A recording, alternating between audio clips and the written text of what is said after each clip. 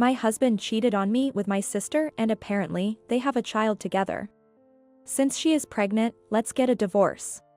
My sister, called Sarah, is also living in a fantasy world and it's impossible to talk to her. The law is fair, and those who hurt others must make amends accordingly.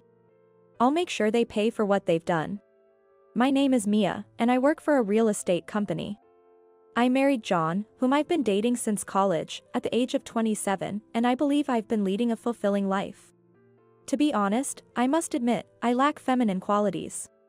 Having learned about hierarchies and seniority in sports teams, and mastering the art of navigating through them, I believe I'm utilizing my strengths in sales.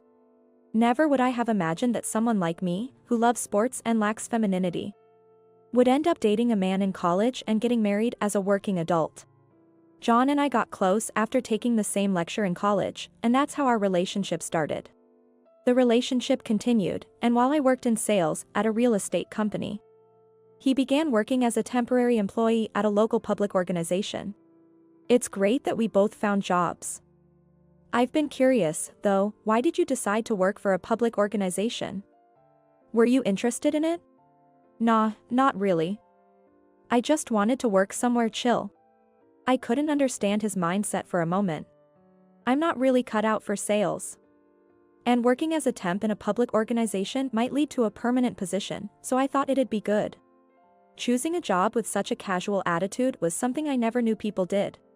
At the time, discovering this new side of John was something I considered a positive. That's interesting.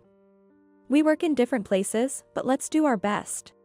Despite both of us being new to working life and struggling, our relationship smoothly progressed to the point where he proposed.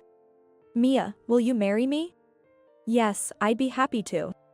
The proposal felt like a dream scenario that only happened in dramas, and I couldn't help but shed tears.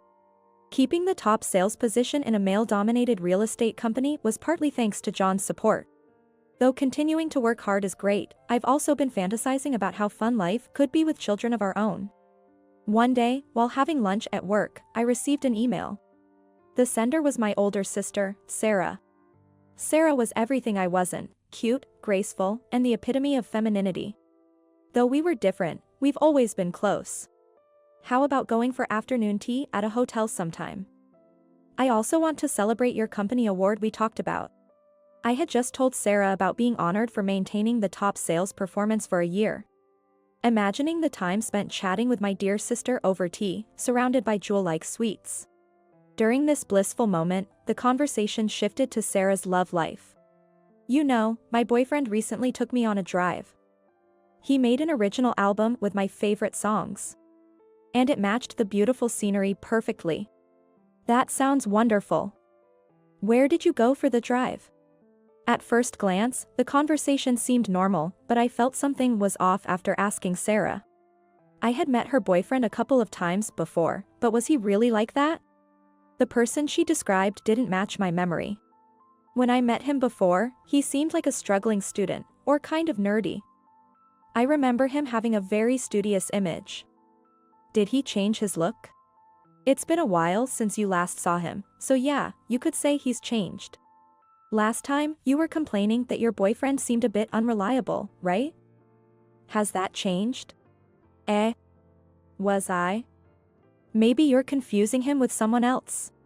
Regardless, it's good to see Sarah happy.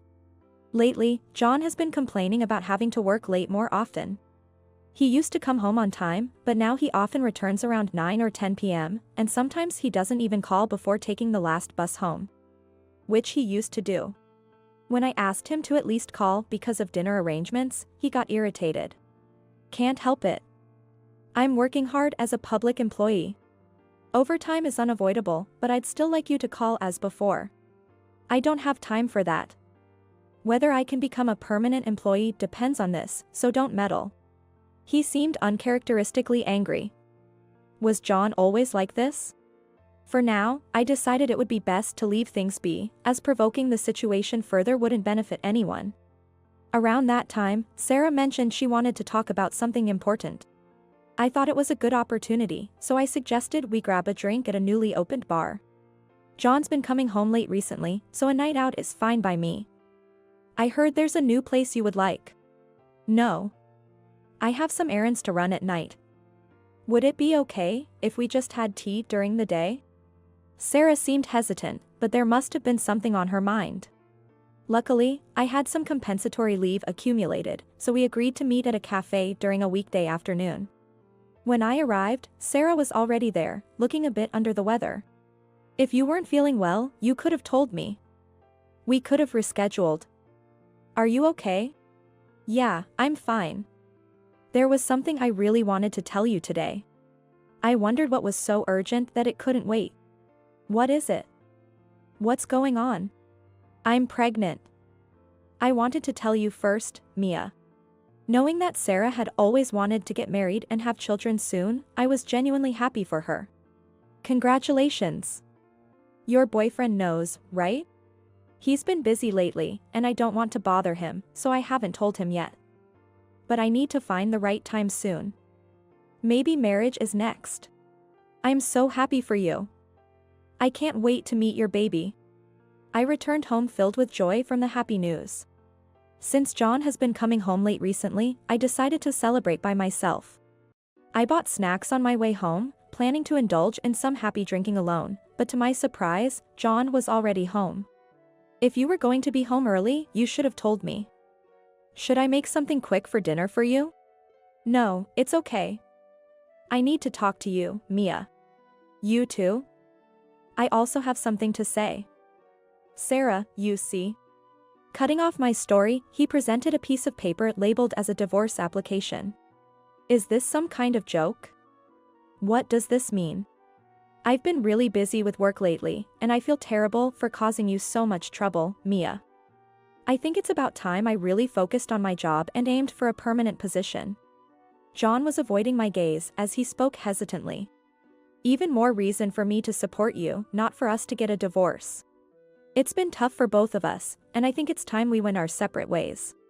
He handed me the already filled out divorce application, and I was too shocked to process anything. The joy from celebrating Sarah's pregnancy was suddenly overshadowed by this devastating news. Wait a minute. Did I do something wrong? No, it's just my selfish desire to focus on my work. I'm sorry. Where did all the happiness go? He's been busy with work and causing me trouble?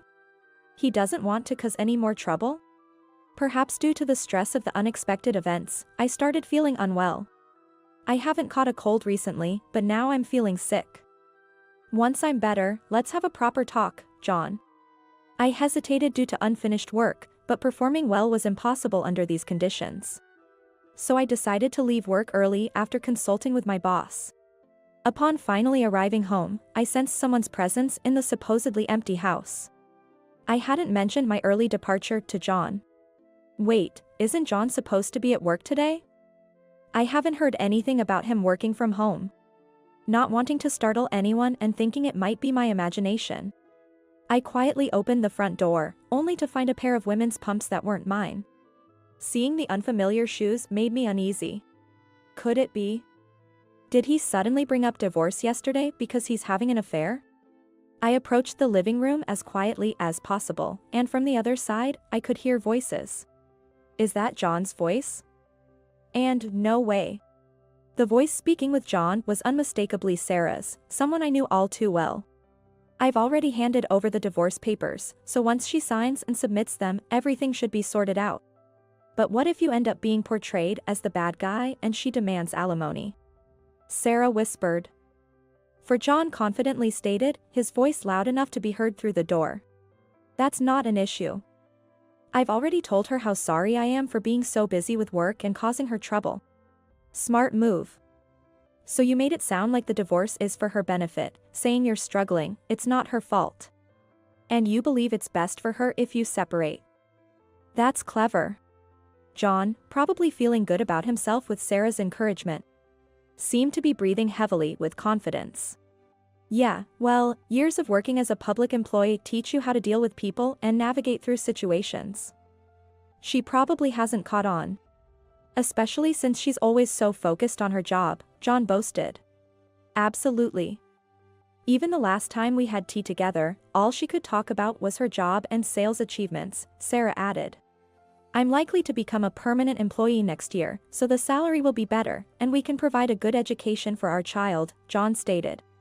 Assuming his future promotion.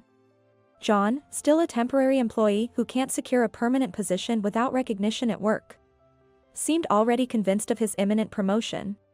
My ex-boyfriend got crushed by his toxic workplace and got caught up dreaming about becoming a lawyer, always studying. I wanted him to be more independent, but meeting you has made everything better, Sarah said, which took a moment to comprehend. Sarah had a boyfriend, whom I had met a few times. Wait, did Sarah break up with her boyfriend? But what about her recent pregnancy announcement? I thought, puzzled, as I hadn't heard anything about a breakup. Pregnancy usually implies it's with the boyfriend she mentioned. But now, the voices I heard were Sarah's and John's. Could it be? The child is John's? I wondered, filled with disbelief. But I knew I couldn't just stand there and do nothing. Carefully, I took out my phone and discreetly started recording. Having evidence could be useful later on. How ridiculous.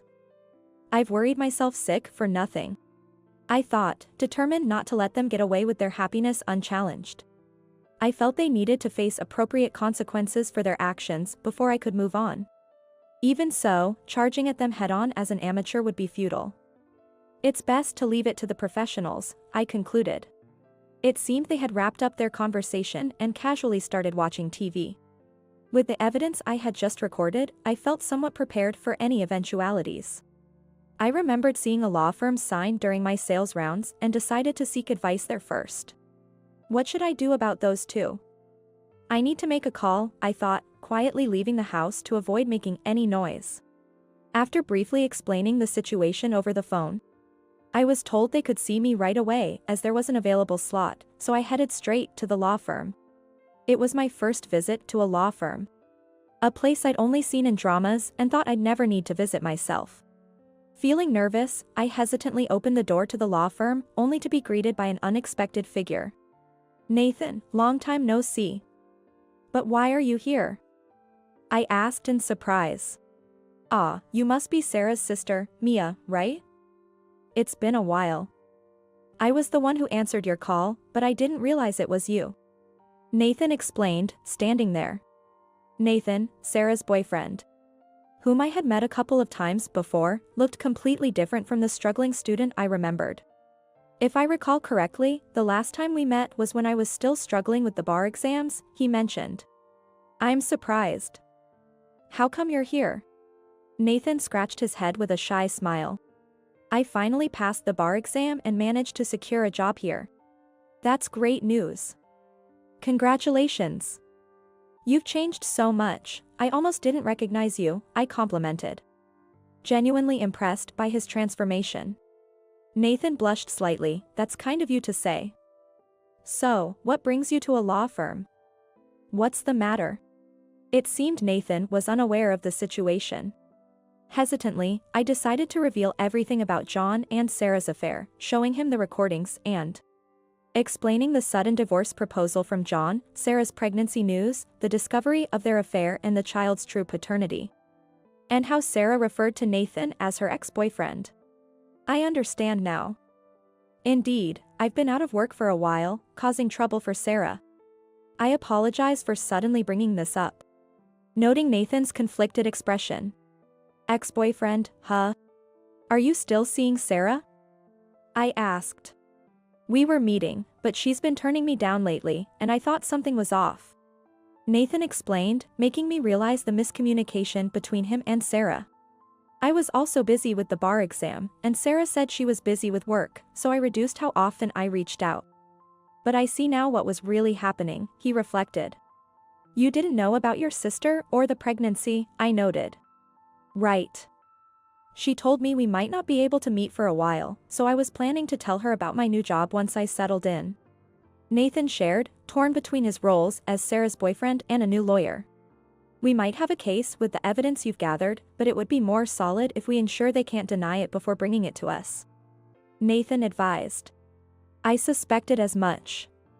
The evidence might be too weak as it stands, I conceded.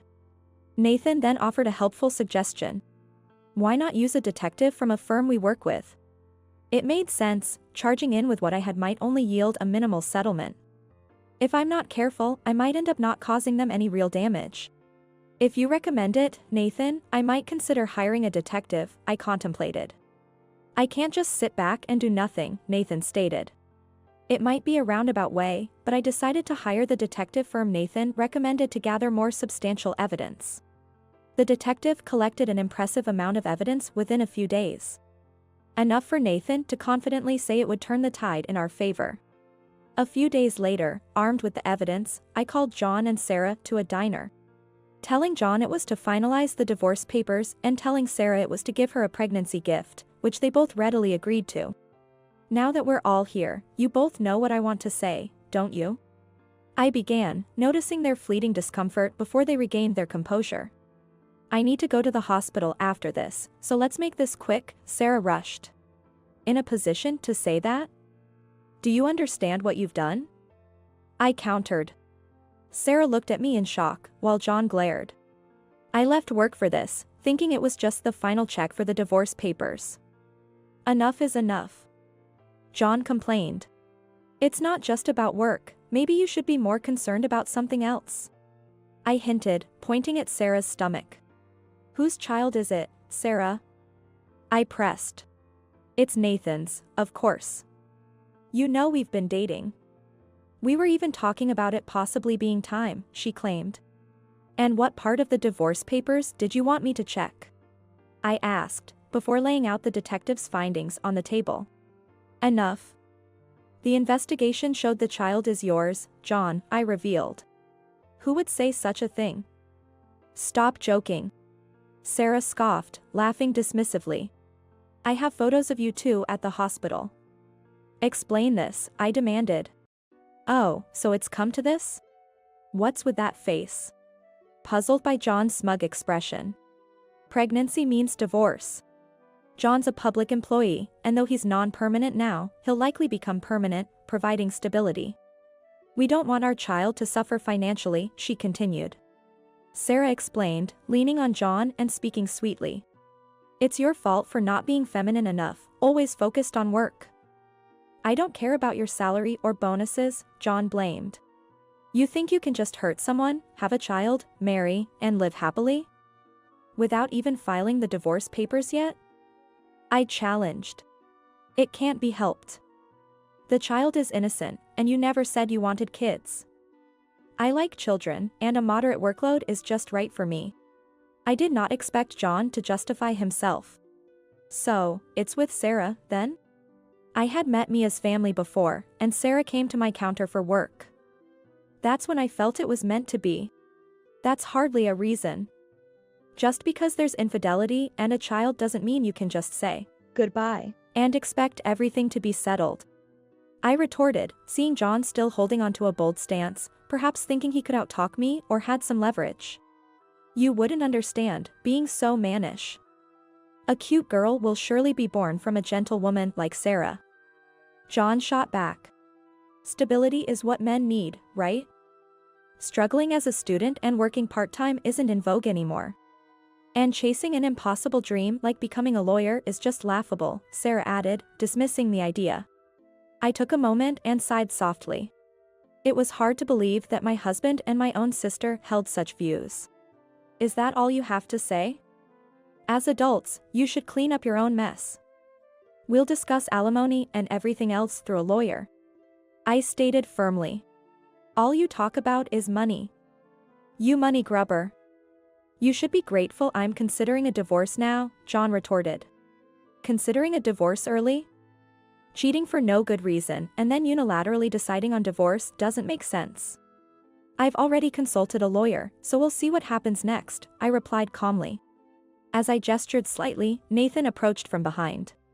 Nathan was aware of the situation, but hearing it from the people involved must have been a shock. To think you were this kind of person.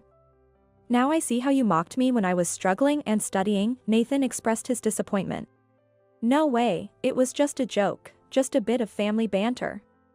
Why are you taking it so seriously? Sarah tried to downplay her words. Well, it doesn't matter. Work is work, and as the lawyer for Mia, who is seeking alimony, that's all we need to move forward, Nathan said. Making it clear it was a professional matter now. The mention of work seemed to cast a shadow over Sarah's face momentarily. What? Work? What do you mean? Stop lying, Sarah demanded an explanation. I passed the bar exam this year and am currently working at a law firm as a trainee, Nathan revealed his new status. Sarah looked as if she wanted to take her words back, but it was too late. I wanted to talk to you properly and discuss our future, waiting for the right moment, but this is a shock. If only you had told me sooner you became a lawyer. What would you have done if I told you? Pretend the affair never happened and go back to how things were. Nathan looks as if he is about to break a blood vessel in his head. It seemed ridiculous to have believed in someone with such views, as Nathan's expression suggested he felt foolish for trusting Sarah. So it's your fault for chasing your dreams and studying, leaving her alone, and that's why this happened. Are you saying it's my fault? You're confident you can make her happy, then? Nathan seemed at a loss for words, almost as if he couldn't believe what he was hearing. I work for an organization, and it's not like organizations go bankrupt that easily, so my future's secure. I earn a decent salary. So I can definitely make Sarah happy, John claimed confidently. Well, if that's the case, then this will be quick. We'll send you the details of the alimony later for your review. Hearing the actual possibility of alimony claims, both John and Sarah started to panic. Mia, you already have plenty of money, right? Weren't you going to celebrate your own sister's marriage? John tried to guilt-trip me. Yeah, I'm practically just a part-timer at my job now, I don't have that kind of money. Hey, remember that dress I gave you for your birthday? Can't we just call it even with that? Sarah suggested, as if a dress could compensate for everything. As if a dress could make up for a divorce. How much more could they belittle others? The audacity of thieves. Cheating and stealing someone's husband and acting like there's no harm done, I countered. It's your fault for not keeping him interested, for being taken away.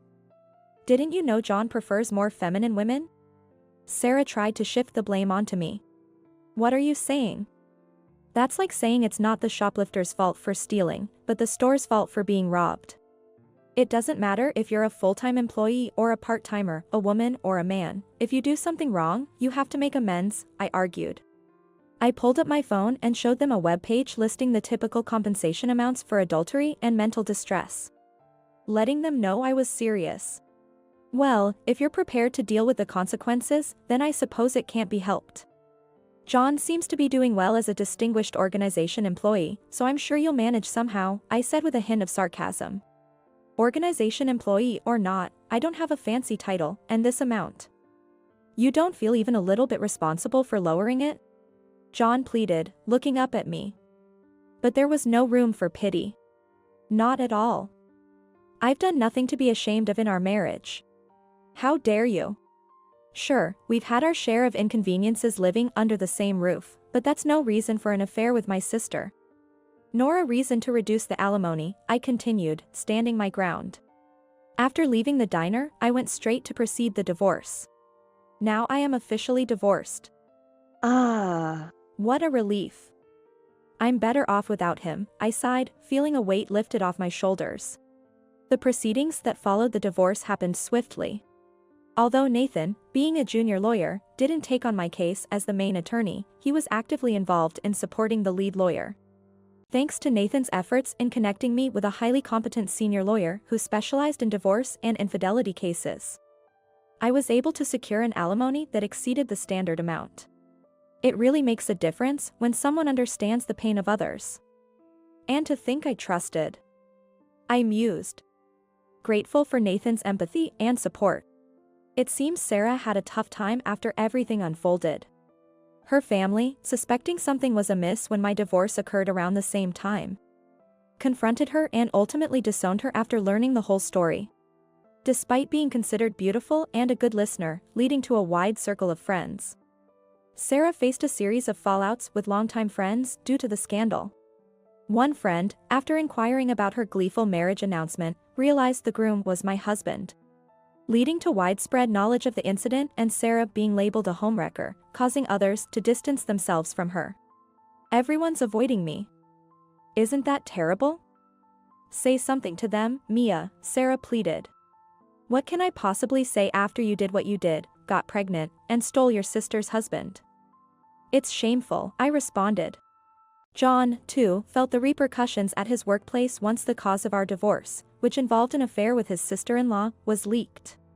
He had assumed he would become a permanent employee in the next round of personnel changes. But the organization decided they couldn't retain someone involved in such a notorious rumor. We met once after the divorce to discuss alimony, but it was a disastrous encounter. What should I do? I've been fired from the organization. I can't even pay the alimony, what now? John lamented. I thought organizations hardly ever fire people unless for a significant reason? Well, you brought this upon yourself with your actions. I remarked. His lack of ethics forced them to corner him into resigning voluntarily. A friend mentioned hearing an employee causing a commotion loud enough to be heard from the service counter, and I was certain it was John. Can't you somehow explain it away? He desperately asked. Wait a minute, what do you expect me to explain? I'm struggling to understand how you could even think like that. I expressed my disbelief. It's true what they say, you can't keep people from talking.